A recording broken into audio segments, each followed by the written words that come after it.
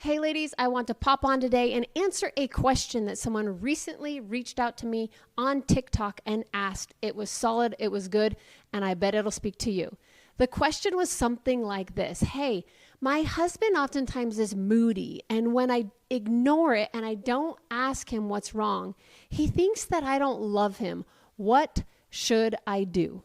And listen, if this is you, you're not alone. This is in fact a very common pattern that happens in a lot of marriages. And you're not doing it wrong, and he's not doing it wrong actually either. We're just doing what we know is familiar.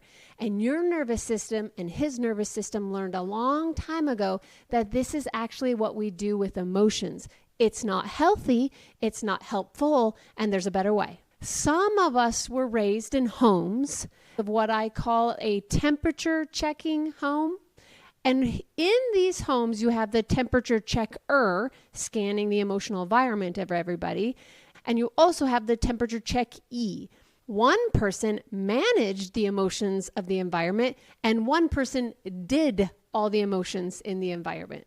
And just like Goldilocks and the Three Bears, you have this little girl now who's checking all the temperatures in the house. So if the temperature is a little too hot, you calm it down, you manage it, you try to soothe it. If the temperature is too cold, you might be walking on eggshells around it. And if the temperature is just right, then maybe you can breathe for a second and allow your own anxiety that manifests inside to calm down. But here's the problem.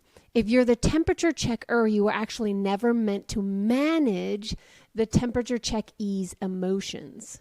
In fact, it's really, really exhausting because all of the emotions and all of the other energy that comes with their emotions live inside their own body. So it's hard to manage emotions that are happening in someone else's body, and I would actually say it's impossible. And on the flip side, when someone grows up learning to be the temperature check-e, they kind of develop this belief system from their family of origin that if you manage my emotions, then you love me. So when you stop doing that, it doesn't feel like a boundary to them. No, in fact, it feels like an abandonment. And that is why they get upset. Not because you don't care, but because the pattern of familiarity is being challenged. So here's the reality. Ignoring it doesn't work. Managing it or fixing someone else's emotions doesn't work. And matching the intensity of the emotion also doesn't work. But the Word of God gives us a better way. In fact, it gives us many better ways. We're going to focus today on one simple verse, Proverbs 15:4. And it says this: a gentle tongue brings life. Boundaries aren't about shutdowns. They're about showing up in a new way, in a gentle way that brings life.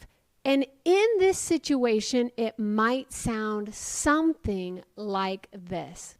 Hey, I notice we have this pattern that when you're upset and I ignore it, you feel like you're not being loved. And I can see why that would feel that way. And on the flip side, when I'm trying to guess your emotions, I feel really anxious, and then I feel like I have to be responsible for them. And I don't want that because it's not healthy for me. But I really do want to hear your heart. What you have to say and what's going on the inside is important to me, but it's not something I'm going to be guessing anymore. So if you have emotional things going on, please feel free to come and talk to me. I'm always here to listen. And then you're going to wait a little bit and be consistent, because both your nervous system and his nervous system is going to have a difficult time adjusting to the uncomfortable yet healthy new pattern. Ladies, this is what health looks like. It's not controlling. It's not abandoning. It's not emotional babysitting of someone else. But it's truth spoken in love. A gentle tongue brings life. What this does is it creates both people, you and him, to be responsible for their own emotional well-being. It's pretty cool. Peace.